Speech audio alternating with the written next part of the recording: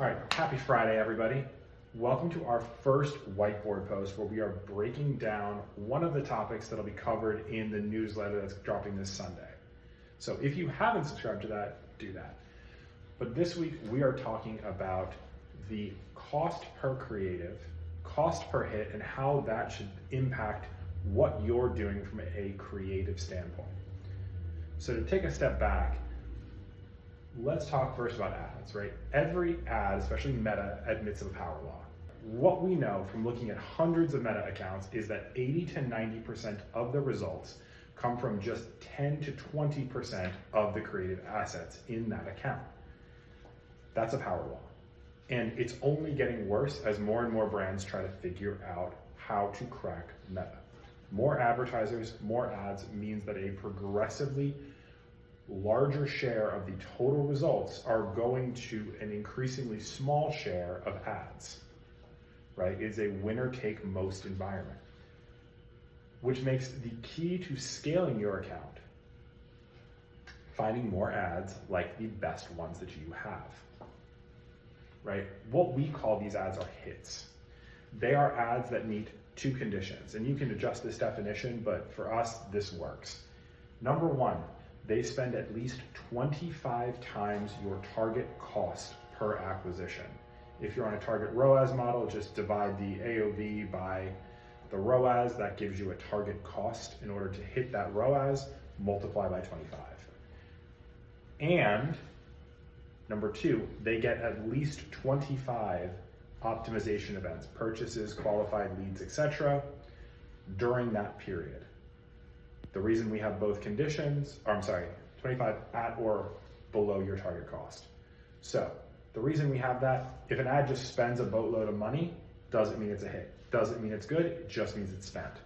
Number two, if an ad doesn't spend a lot but hits that efficiency metric, it might just be a niche winner. It is not something that is necessarily scalable or extensible. So if an ad can spend at least 25x your target CPA, and it can do so at or below your target cost within a period of 30 days, right here, you have a hit. Most ads aren't hits, right? If you look in your Meta account today, you open it up, I'm sure what you will see is that a very small percentage of the total creatives in that account are hits. Now, if you are curious, you can figure out how reliant your account is on hits. So we have a hit reliance ratio. And basically what this does is it looks at the total number of optimization events from hit ads. So look at every ad in your account over a certain period of time that meets the definition of a hit. Count those number of creatives up. That's the total number of hits in the account. Number two, right? Then look at the total results from just those hit ads. So if your account has 1,000 conversions and 700 are from hits and 300 are from everything else, when you have 1,000 total optimization events, 700 came from hits, your hit reliance ratio is a 0.7. That's in the ideal zone, right? Every account falls somewhere on this spectrum from 0 to 1. If it's 0, that means not a single optimization event has come from a hit. That's terrible, because that means, number one, you probably don't have enough budget going into your account. Number two, you have no idea what's working. And number three, you probably have a scattershot creative approach that is not dialed in on your audience or your objective. Basically, you are throwing a lot of money at Meta and very little of it is being spent efficiently. So we want to avoid the 0. But if you go to the other side of the equation, a 1, every single optimization event came from a hit ad, well, what that probably means is that you are over-reliant on a few hits that if those stop working, your account is going to crash and burn. Everything is going to a few creatives. If those creatives cease to work, or if Meta or any other platform ceases to believe in those creatives' ability to produce results on an ongoing basis, you are done. So you probably don't have enough experimentation going on, and you probably are at a point where you only have a few ads in that account that are actually doing anything. So that's bad too, right? We don't want to be in a position where you are not learning, not evolving. You don't want to be in a position where you have no idea what's going on, but you want to be somewhere between like a 0.6 and a 0.9. If you're in there, that means that you have a good reliance on hits, but you are not over-reliant. So now that we know how reliant you are on hits, that then dictates the next piece of the equation, which is how do we get more and how do we figure out where you are in the overall hit matrix. So let's first talk about two other metrics. So one that we look at is cost per creative. Very simple metric. Take your total cost associated with producing creatives for a period. A week, a month, a quarter, don't care, pick a period. Total cost divided by the total number of creatives that cost produced. You spent $5,000 on creative, you got 100 creatives, your cost per creative is $50. Very simple. Number two, take your hit rate during that same period. Hit rate is just defined as the number of creatives that met this definition as a hit versus the total number of creatives you produced during the same time period. You produced 100 creatives, 10 became hits, 10 divided by 100 is a 10% hit rate. That means that if you put these two together, $50 cost per creative, 10% hit rate, your cost per hit is $500. 50 divided by 10% is 500. Very simple. But this is how we start to look at accounts, because this takes us over to everybody's next question. We're just gonna shift this whiteboard all the way down here so that we can actually talk about the other half of this equation, which is, okay, I understand how much I'm paying for a hit. I understand how getting more hits is good for my account. So how do we do that, right? Well, there's historically been two ways we do this as marketers, as agencies, as brands.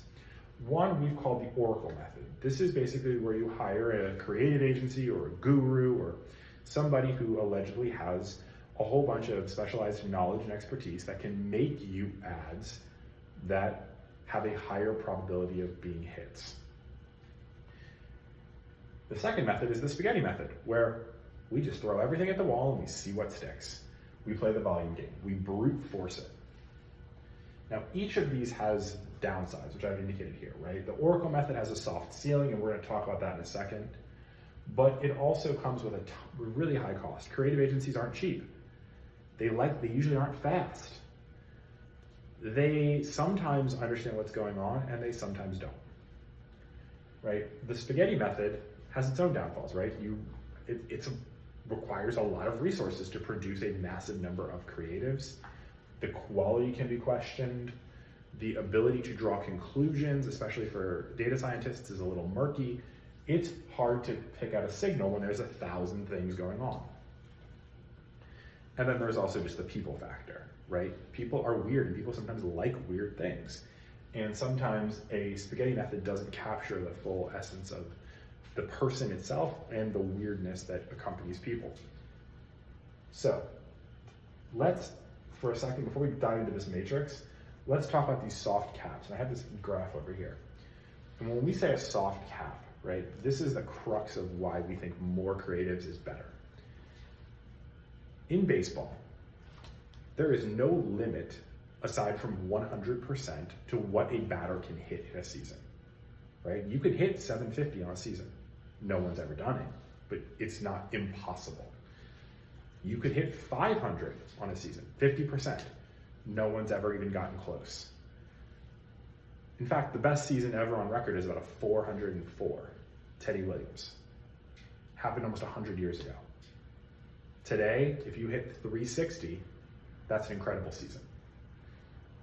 That doesn't mean it's impossible. It just means there is a soft cap on the ability of professional baseball players to get on base in a professional environment. The same cap applies to marketers. There's nothing that says that there isn't a person who could make every single ad who's a hit. It's just never happened. So you end up in this position where the amount of energy and effort and expertise that you have, if you chart that on one axis and the hit rate on another, you end up with this curve that looks sort of like this. Let me pull this down so you can really see it, right? It gets flat. It asymptotes out. No matter how much more energy and effort and resources you put, the hit rate's barely going to move. There is diminishing returns here, which means that if you're going to go with this Oracle method, you are going to accept a soft cap. There is a time at which you will be making hits as efficiently as you possibly can. And after that, it's all just lost. So that says, okay, well, we can't do that. Then what can we do? And the answer, I think, is to look at everything through the lens of this matrix. And what we have here on the horizontal axis is a low cost per hit using the same definition from over here and a high cost per hit. So obviously we want the lower cost per hit because that means you're being more efficient with your resources.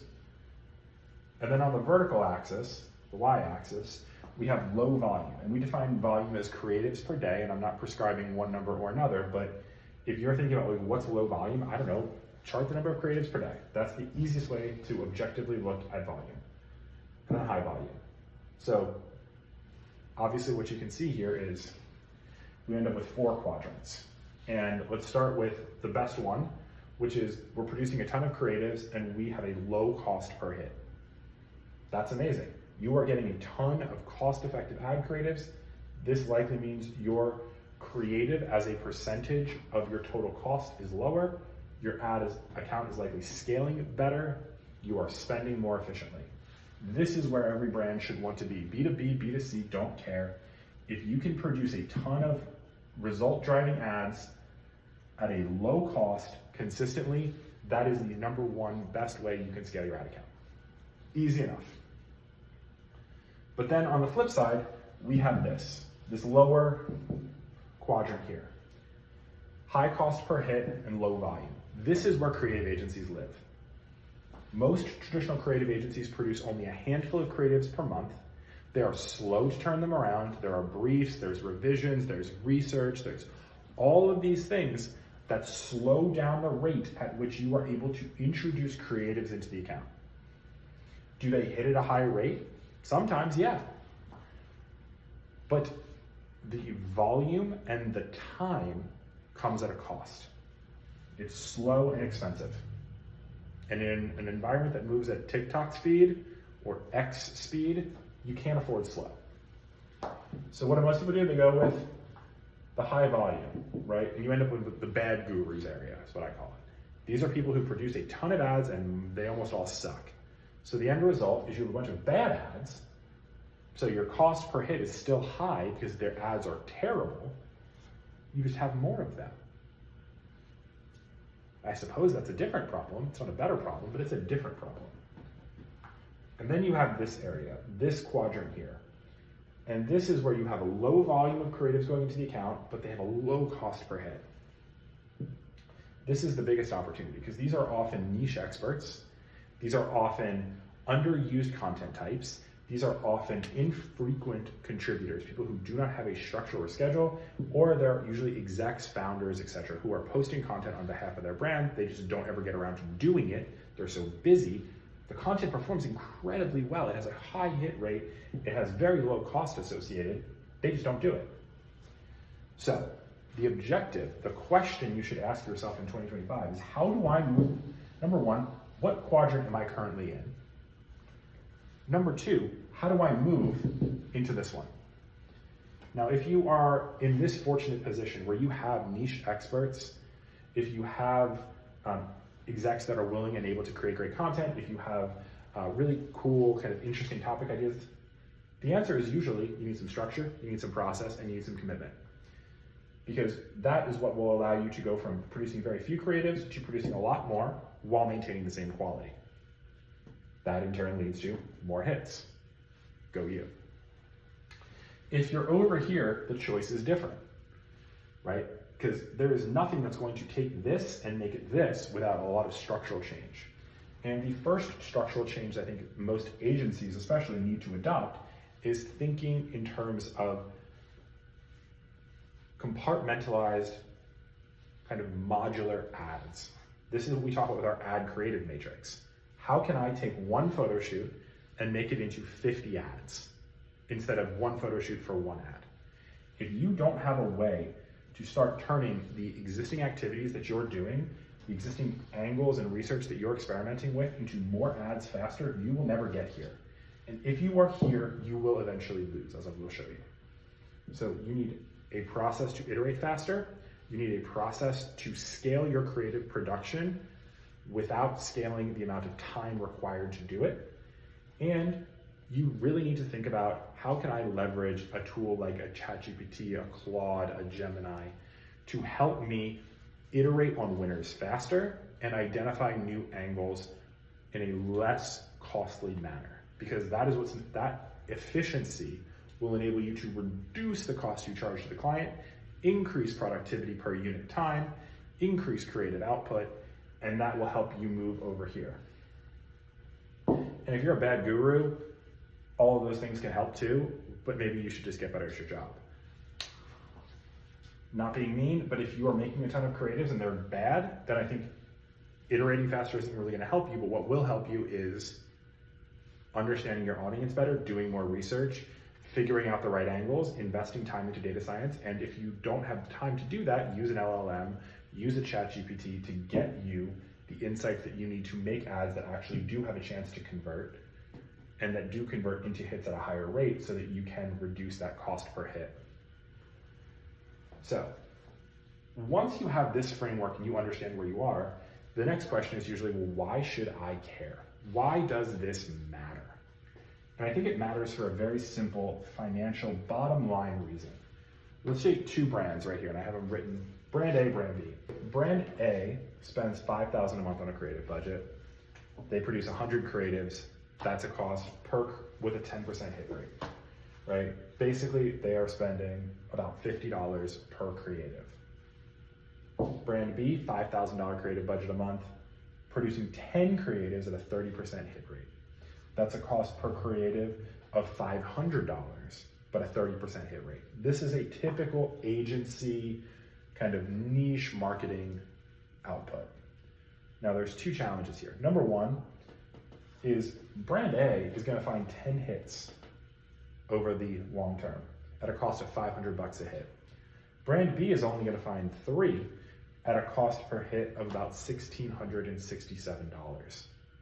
Now keep in mind, this is a monthly basis, which means that month 2, brand A will be up to 20 hits while brand B is only at 6. Month 3, 30 and 9, month 4, 40 and 12, etc. You can see how all of a sudden over a period of just a few months, this is gonna compound in a way that this just can't. But let's leave that aside. Let's talk just turkey. 500 a hit versus 1667 a hit. If we know that between 80 and 90% of our total conversions, our total optimization events are coming from hits, well, let's make an assumption here for this brand. An assumption that $50 in contribution margin drops per optimization event. So they sell $100 worth of goods after cost of delivery, costs of goods sold, advertising cost, they're dropping $50 that is available for ongoing business operations. Well, one of those ongoing business operations is creative. So let's think about what is the creative payback period?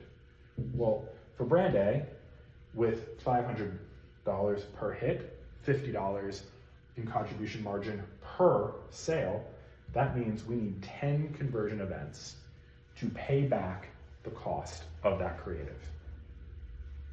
Easy enough. You could think of it from a brand perspective as this way. The first 10 sales that I get off of each hit ad go to pay for the creative that produced those hits. Assuming I get 10, assuming the cost is consistent, etc. But general frame of reference, the first 10 sales pay back the cost, and then every other subsequent sale is just what's actually available for me to run my business on an ongoing basis. But now let's go to brand B, $1,667. Well, at $50 profit per, that means I need 34 conversion events in order to just break even. So while this brand over here is profiting, right? They are scaling their account, they have more hits in market, they are paying less on a per hit basis. This brand is not only reliant on a few smaller hits because they have fewer creatives in market, they have fewer bites of the apple, but they need to ride those hits more just to pay back the cost of the creative. It's not sustainable. And remember, this compounds every single month. So getting behind the 8 ball, getting yourself into this bad zone, it puts your ad account back not just for the month that you're in, but for every subsequent month, because your competition, who is playing over here, is stacking hit after hit after hit in their ad account. They are cutting their cost per creative. They're cutting and cutting and cutting, which means they have more money available as a bucket of money to throw into their ad account, to throw into their R&D, to throw into their operations, because the relative cost per hit, the relative cost that they're paying to scale their ad account is declining over time from a creative standpoint, freeing up more budget to pour into the ad account, allowing them to sell more, allowing them to take more of this conversion, of more of this contribution dollars, and invest it into either more creative, better products, better ads, better offers. Meanwhile, you're sitting here wondering, well, why are my limited hits not working as well as they used to? Well, the answer is because you are paying too much for your creative, you are publishing creative too infrequently, and you are not thinking, what is the best way for me to optimize my cost per hit and my volume of creative? This is the recipe to win. Reduce cost per hit, increase the volume at which you are pushing ads into the account. The cost, remember, the incremental cost of testing a creative validation is near zero, right? It costs you nothing to upload an ad to Meta. $0, it just takes time. And we can do that pretty quickly. So if you are not putting more ads into Meta and then trusting Meta to serve the ads that are most likely to serve, you're probably doing it wrong. Because again, what we have here is a very simple mathematical reason why you should be publishing more creative. The more creative you can publish, the faster you can get to this low cost per hit, the faster you get to the happy place.